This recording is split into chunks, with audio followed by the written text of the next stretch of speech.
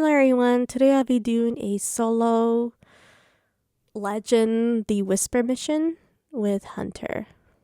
For my subclass I'll be using Nightstalker. For the jumping puzzle I'll be using Wish Ender, Solar Glaive, and a arc and a solar machine gun. Also for the jumping puzzle I'll be using Stompies. That way I can go to many shortcuts with the Hunter. For the final boss room, I'll be using an auto rifle with a glaive and dragon's breath.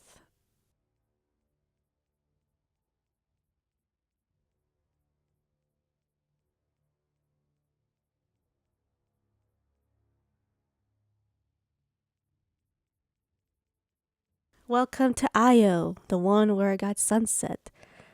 We are going for the Legend solo run under 20 minutes. So I have done this run a long time ago. I will say that the old version is way more difficult than this version. For this version, it was just a lot of work, especially at the final boss fight, which I'll talk about it later. So we are going to break the Blight, as you saw there, with the glaive. And yes, I am using the glaive. Why not, right? I'm in glaive mood for this week. So this is going to be the jumping puzzle. And you can sword skate, all those goody stuff, but I'm not going to do it for this run. I am using Stompies, so be aware that I am using Stompies. And I'm going to jump to this edge and then go make my way to this platform and then go to the second platform. There will be another platform from the left side. Make sure you can jump to the right side, or you can drop and then just do your double jump. Now there are blocks where it could push you off the edge. You can actually just hug the wall and jump forward to get the fast momentum you can see here. It's not PC, by the way. You can actually do this on console, because I know people will question me, say, well, how the heck did you do that, Blitz? So you hug the wall and then you just jump. You spam the A button or the X button.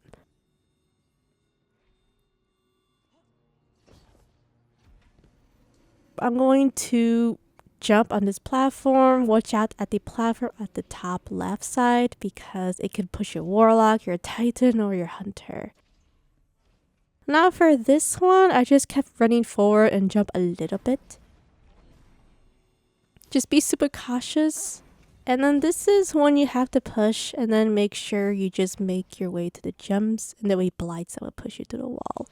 Now, if the blights look like they're going to push you off the wall for the hunter, you could just jump, double jump, and then just move forward. I didn't mean to use the smoke, by the way. I was trying to slide, but my hunter wanted to turn invisible, so my bad for that.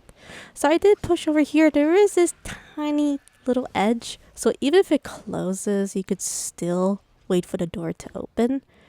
Then on this area, you must go to the last right side portal to make your way to the next area.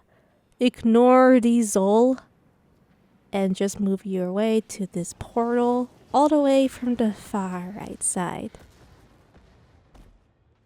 Turn around, go to the left and crouch and move from the right side. Move forward again, there's a death pit. Move from far right and then go to the left. You must hug your way to this wall. You can also jump as well. If you make your way through this platform, you just jump and move forward to this tiny little tunnel, which we're going to move forward, get to the next boss. And yes, excuse me, I'm not used to Stompies. I don't really use it, only for dungeons and puzzle jumping.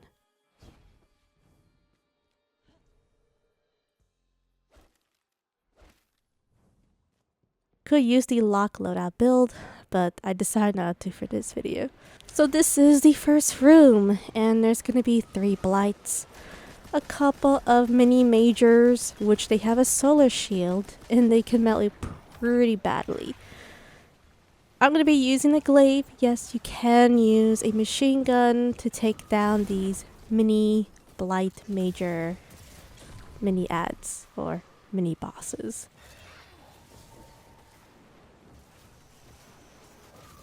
Now be aware, if using the glaive or if you don't want to, you can use blinding grenades with a machine gun.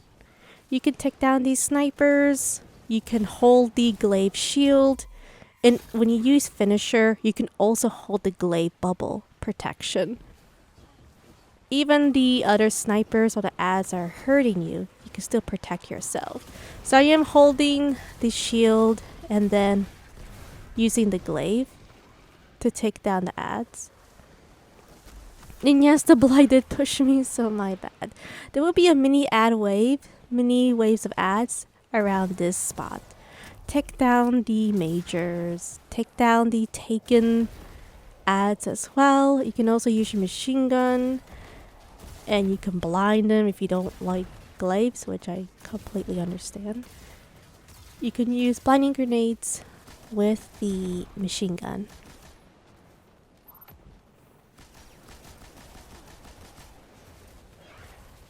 Another thing I like to mention is they are kind of glitchy sometimes. I mean, it's completely normal. I mean, this always has been like this ever since Whisper of the Worm. That's why it's always best to just use a machine gun.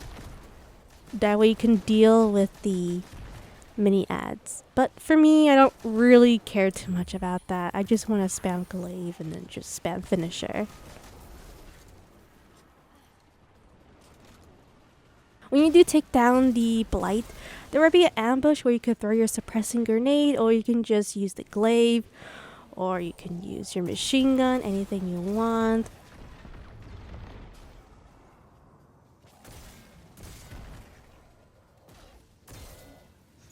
There is a lot of builds you can do for this mission. So this isn't really a strict loadout. You can use pretty much any subclass you prefer and feel most comfortable or just want to try out. Now, during this area, there will be snipers or these taken knights that shoot fire. Now, this is a perfect opportunity to use your machine gun or your sniper, anything you want. I was just browsing around just to see if I took down the ads. So there are a couple of snipers from far distance, and forgive me, alright? I'm not on PC, I cannot shoot a machine gun from far distance, so forgive me on that on PS5 or on Xbox. So I'm going to turn invisible and then just use the glaive to push and then just do DPS. You can also use your machine gun to take down the snipers. I didn't do that so much for this footage. I know using the machine gun will be way more faster, but not really into speedrunning this mission. I just want to show off the glaive a bit. So you can use a glaive around 2 hits and then use finisher, or if you hate glaives, which I completely understand, you could just spam machine gun and blind aids or sniper. So there will be a surprise spawn from the back. I just push a bit and then pull back. I use a glaive to protect myself, especially with these cabals like to melee you. Once that's over, and I take down the other next major or mini boss. Then there'll be snipers, and probably the only time I use Wish Ender. So the reason why I'm using Wish Ender is just to take down the hobgoblins. That's about it. Yes, you can use your machine gun, but as I said before, I didn't really use machine gun too much for this run. And then the power of the crafted fixed odds. So I am gonna take my time clearing down all these ads.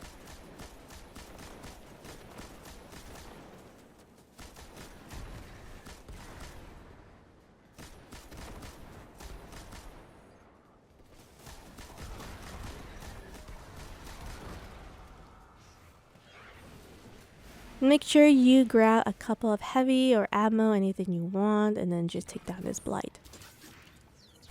You can also jump on the platform from far distance. At front here, you can make your turn and then make your way to the final boss room. Now before we start the boss fight, there will be a couple of taken cabals, which you can use Wish Ender or Glaive or Blinding Grenades, anything you want. Definitely make sure you use your super because you'll be getting your super back because it will be a banner. So during this phase, there's going to be 3 mini bosses and of course the final boss. Now, the old version, all the mini bosses spawn in one go. So you can actually control the ads. Well, you can control the boss spawns. Also, I'd like to mention I am switching to Dragon's Breath.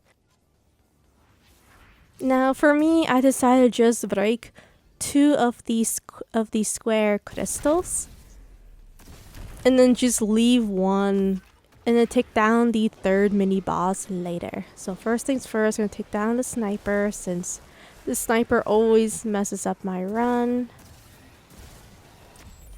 Then I am going to look for the mini boss and then use my super. So this is up to you. I mean, if you want to speed run it, then of course you can break all the square crystals. It's up to you. I want to take down 2 of the bosses, and one of them in particular is this one.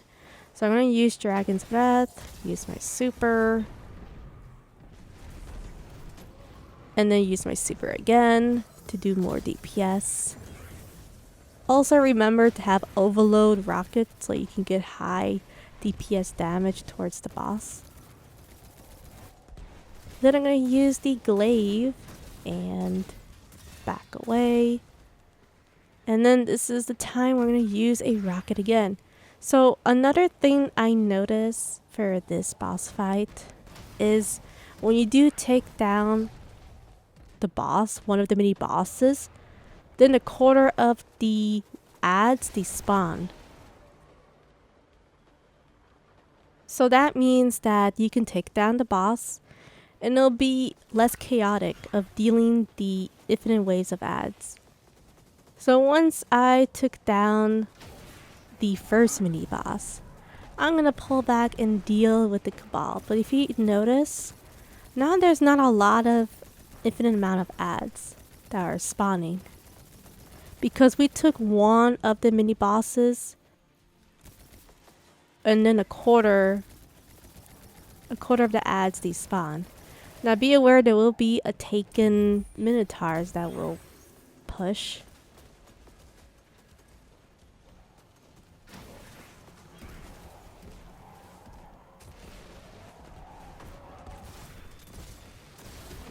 Now this boss, the one we're facing, he likes to shoot blights and arc. So if you're familiar with Corrupted at the elevator, this is basically the same mini boss, but a little bit more tankier and a little smarter.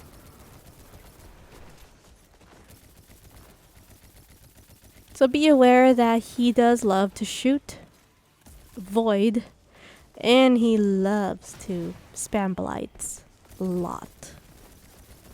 When we do take him down, then I'm going to break the 3rd square crystal. Now the 3rd boss is the one where he likes to shoot fire. Alright? And he doesn't really move too much. The reason why I didn't spawn him is he always traps me in the tunnels. If anyone noticed or have done runs, have you always noticed that when you're trying to do DPS, this certain boss keeps spamming fire and trapping you in the tunnel back and forth? Yeah, this guy. So I decided to just take him one-on-one. He does have a spawn of 2 wizards, and they do infinite spawn, sadly. It has a cooldown just like Prophecy dungeon.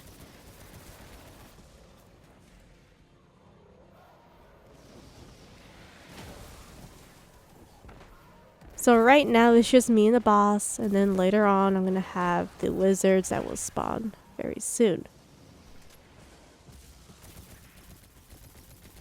Right now the wizards spawn, and I'm going to make my way dealing with the wizards. They melt. They hurt your guardian pretty bad. But as I said before, you know, I decided to take my time here. I'm not really in a rush. Just trying to make sure I control the ads, distract the wizard. And then while I'm doing DPS with Dragon's Breath, I take down the wizard and just make sure everything's good to go. So, for the final boss, it is additional, by the way. They decided to add another final boss, and I would say he's just annoying.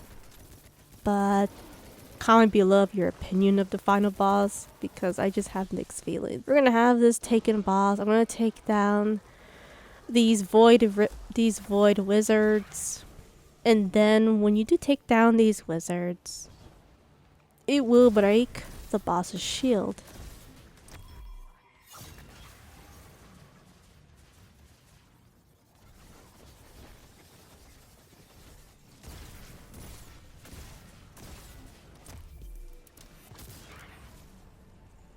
This is the perfect time to do DPS. So I will be using Dragon's Breath. And if you don't have any ammo of Dragon's Breath, which I'm pretty sure will happen to you, there will be infinite amounts of taken thrall. Just like Shadow Throne, when there's infinite thralls. You can just farm heavy to get rockets. But as I said before, it's up to you of what you want to do.